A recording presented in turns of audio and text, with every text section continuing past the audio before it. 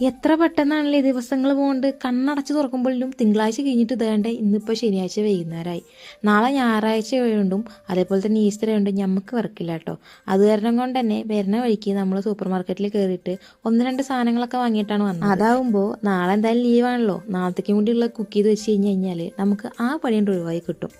ഇന്ന് വരുന്ന വഴിക്കാണെങ്കിൽ ഒടുക്കത്തെ മൂടിക്കെട്ടലാണ് കേട്ടോ. മേ ബി രാത്രി നല്ല മഴ പെയ്യാൻ ചാൻസ് ഉണ്ട്. അങ്ങനെ നമ്മൾ ആടിപ്പാടിയിട്ട് വീട്ടിലെത്താൻ നേരത്തെ ഗേറ്റ് തുറക്കുമ്പോൾ മൂപ്പരെയാണ് നമ്മൾ ഫസ്റ്റ് കാണുന്നത്. അപ്പോൾ ഒന്നിപ്പോൾ ആരോ അവനും നേരത്തെ തുറന്നിട്ടുണ്ട്, അല്ലാണ്ട് ഇപ്പോൾ ഈ ഗേറ്റിൻ്റെ അവിടെ മണപ്പിച്ചിട്ട് അങ്ങോട്ടും ഇങ്ങോട്ടും നടക്കില്ല. തക്കം കിട്ടിയ പുറത്തു പോകണം, അതാണ് ഇവൻ്റെ ദുരുദ്ദേശം.